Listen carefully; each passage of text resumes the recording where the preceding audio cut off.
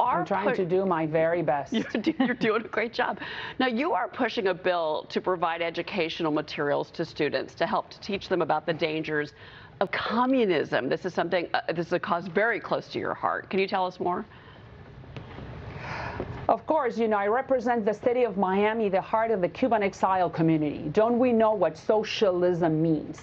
And we are very concerned because 1/3 of Americans, according to the latest polls, believe they do not know, I should say, that socialism and communism, it's the owner and takes hold of every private property in the country. I think that 1/3 of millennials and Gen Z think, I mean, I should say the polls indicate that they think that communism and socialism are good. 1/3 of our kids believe that socialism, I think they may think that it's social media. And this is like venom to us. This is evil, unfortunately, because our constituents lived it.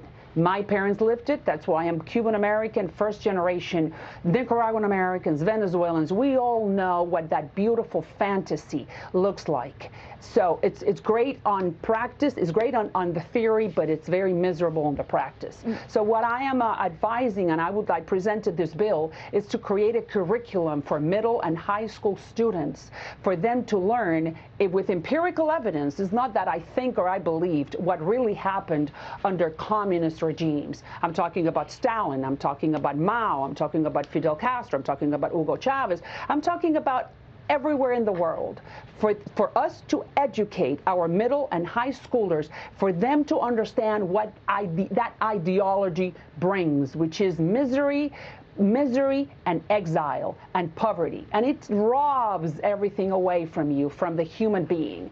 And look at Cuba, look at Venezuela, look at Putin. It's all over. But the problem is that we're such a great nation that we're not teaching our children, and that's what my bill does. Explain what communism, socialism really means, and don't have them drink the Kool-Aid like some of my colleagues in Congress have. They have drunk the Kool-Aid, the socialism Kool-Aid. Yeah, and her name is AOC, and she's my congresswoman, unfortunately. Congresswoman Maria Salazar, always great to speak with you, and we will see you this week. My pleasure. Thank you so much for being here. Long live the United States. Long live the United States. Best country on earth. All right. We're not